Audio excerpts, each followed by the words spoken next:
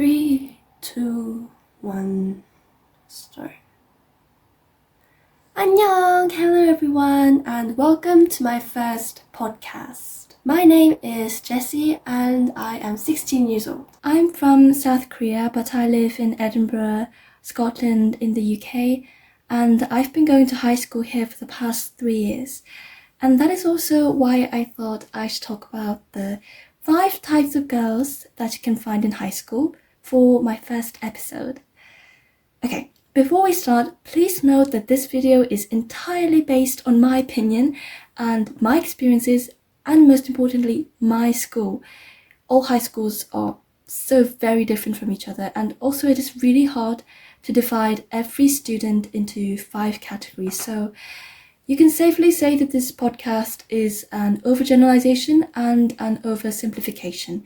But I hope that you will enjoy listening to this podcast, and please keep that in mind when you're listening to me. Okay. The first type of girls you can find are the Barbie girls. When I mean by the Barbie girls, they don't need to be the stereotypical blue-eyed, blonde it girls. What I mean is that these girls just know that they're pretty and that they are the top of the girl hierarchy. Evidence, they swish their hair very frequently or can be seen during class reapplying their mascara behind their iPad or water bottles. They have a lot of confidence, and this is actually kind of nice to see. In Scottish high schools, we have a thing called Cayley dancing once a year, and almost all of the time, the demonstration group will be consistent of these girls. This is partially because the Barbies from my school year was formed around the National 5 dance course that the school provided, and basically, if you were in one of these 2 categories, you became a Barbie. So number 1, if you took the National 5 dance course and you survived it, or number 2, you have a boyfriend that is one of the sports guys, then you became a Barbie. I find that these girls are quite extroverted.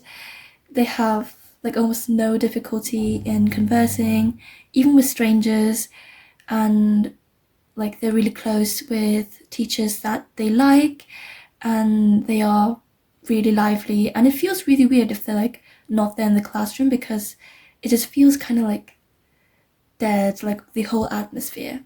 However, I do feel like these girls are quite hard to get close to, and this not only applies to girls, I think, but to boys as well. I can imagine if I was a boy, and even if I did fancy a Barbie, I would be really hesitant to approach her for the fear of getting rejected. This means that the Barbie group kind of stays the same all year, because no one comes in, and to be fair, they don't really let anyone in because they're so guarded and wanted to go out. This is sometimes because some girls are just not that extroverted like the other Barbies, and they need some time to open out. Some of these girls could also be, some of the Barbies could also be quite rude sometimes. For example, if you're a newcomer to class and sit in a random seat, it better not be that of a Barbie girl, because if it is, they will be quite mean. They'll say something like, "What the freak? Girl, that's my chair. Stand up, go somewhere else." This actually happened in my English class, even though the girl who was actually sitting in the chair was a senior, S6. S6 is year 13 in England, the last year in high school, just before you go to uni, so really, really senior. And that was just almost scary, in a way, so intimidating. Another variation of the Barbies are what I call the long mascara girls. These girls are distinguished by their extremely long mascara, which is normally paired with black leather jackets and black leggings. I don't know why this is the case, but I don't know, they just wear black leggings and black leather jackets with long mascara all the time. These girls always tend to travel in 3s or 4s and take ages to fix their either really curly or really straight hair in the toilet mirror. I find that the Barbies and the long mascaras talk together often, but they have their distinctive groups most of the time. Next up is the nerds. So, just to clarify, my definition of nerds is just people who are really deeply into one thing, and so sometimes give up social obligations to pursue this. There are 3 types of nerds, in my opinion. The art nerds, the math nerds, and the drama nerds. So, art nerds. It is really hard to distinguish between someone who just likes art and being an actual art nerd, but I think that you kind of become an art nerd when you stay back after school to finish like whatever art piece that you're working on. And most importantly, that you do this willingly. So in the perspective of other people, it might be that you're like missing out on birthday parties and stuff, but you're actually like doing something that you really love and and you're passionate about, and that might make you like a nerd in a way. One way to spot art nerds that I find is that they tend to wear a lot of like lacy clothing and have like smoky makeup. They're actually really funny, and they have like such an open disposition when you actually talk with them, and not kidding, the art they do is amazing. These girls have the best Instagram photos, and they're the ones who decorate the school hall every year for Christmas. But when they start talking about like designer names and art theories, to be honest, like the conversation gets a little bit difficult to understand and kind of like zone out a little bit. However, the math nerds are a different breed to the art nerds. It's actually kind of sad though, because there used to be a lot of like people who started doing like math challenges at high school, but as you get older, they just fall apart to do languages or history or whatever, or as the math just gets harder, which is a really natural thing, and I guess they just like feel their limit or something. A large portion of the girls who survive till the end of high school math challenges are mostly the Asian nerds. Asian nerds are rich. How can you tell? Because their clothes change every day, and when you go shopping with them, they never go to like H&M or Primark. Most of them go to Uniqlo. One of my Asian friends who fits this brief asked me to do a study club together with some of our other friends, and the location she picked was Starbucks. Starbucks is just expensive, man. So that was pretty interesting. The drama nerds, when they have like theatre productions coming up, are like really enthusiastic about their scripts and memorizing their lines, I find. They clutch their scripts and can be seen all throughout the school day, infinitely repeating their lines. But I'll be talking more about these girls in the drama girls section, so I'll press pause for these girls. The third group is the group of girls who are neither Barbies nor nerds. When you hear it like this, you might think, wait, what's that? That's like so in the middle, like they have no name. That's so boring, girl. But actually, a lot of people prefer this position in high school. It's often hard to divide the Barbies and these girls, but I find that these girls think that they're more like sensible and less reckless than the Barbies in general. These girls are definitely not nerds because they often wear clothes like Barbies, like short cropped t-shirts, short trousers, like that sort of thing. And they also do like makeup, unlike me.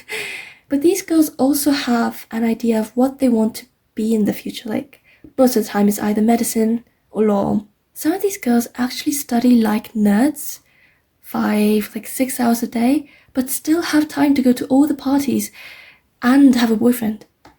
Like, how do they do that? Unlike the Barbies, these girls are quite polite when you converse with them because they have some degree of confidence and like kindness, like in general. But similar to the Barbies, they are not easy to get close with. If you do get close with them, there's definitely the hierarchy thing that comes into play. The prettiest girl in the group who's like closest with the Barbies normally has the highest ranking, and the others just kind of swarm around her. Also, if a girl is taller than the others, this just elevates her ranking as well. I don't know why, but this can be seen in more than one case. Next up is the theatre kids. There are 3 types of theatre kids, I find: the instrumental, the choir, and the drama kids. All these girls have their specific aura. First, the instrumental kids, and especially the cello and violin girls.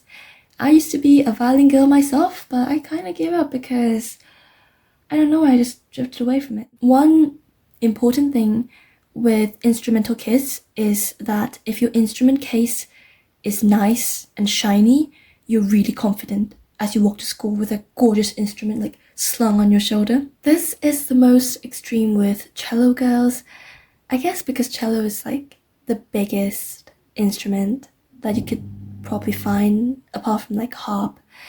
The bigger the better, I guess. These girls get paranoid if you scratch their instruments or break them, like, which is worse. Don't break instruments. One girl I knew literally carries her cello in a cart. I asked her why, and she says it's delicate. Every concert, like when you wear all the cute uniforms and perform to the parents and friends, you feel so special and proud. The violin girls, the first violin girls especially, are the apex here, mostly senior girls. The junior girls just sit quietly in the corner of the changing room and like watch Gilmore Girls, if there is Wi-Fi.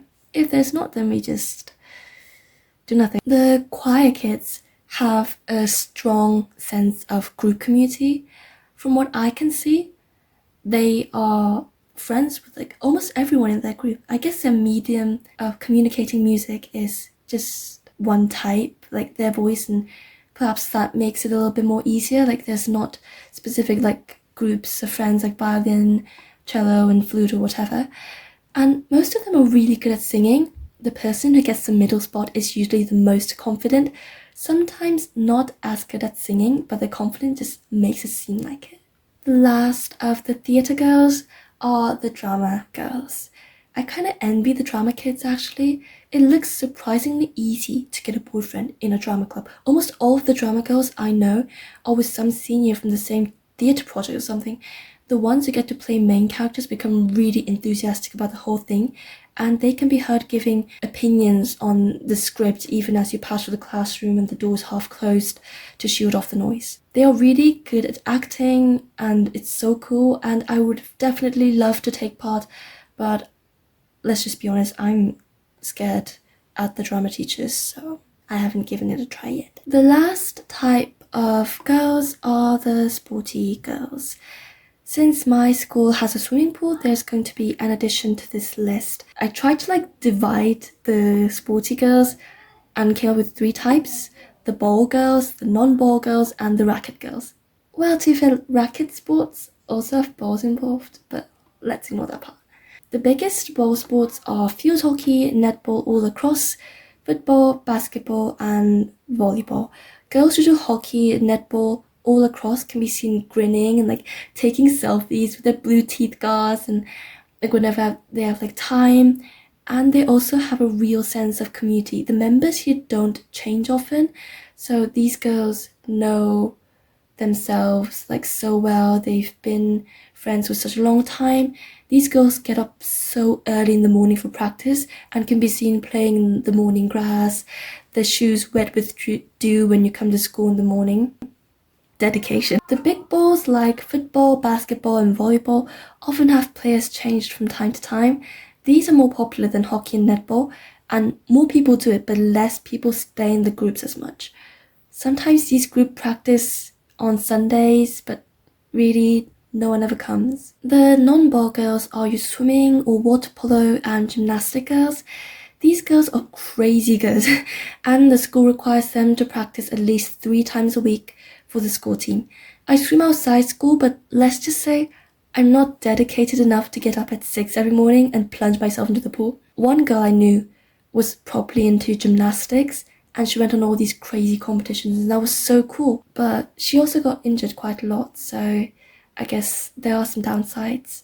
Lastly, there are the racket girls. I guess racket sports involve badminton and tennis, that sort of stuff. Mostly all girls can play badminton, and racket clubs are something that you can just come in and kind of chill for a little bit and go out. The tennis clubs are really popular and the seniors run it, but there are always these S1s and S2s, the little kids who've just like come from primary school, who always like try to climb up fences and swing the balls all the way around. So that is kind of hard to control, and I feel kind of bad for all the seniors that need to put up with them. So there you have it, the 5 types of girls that you can find in high school.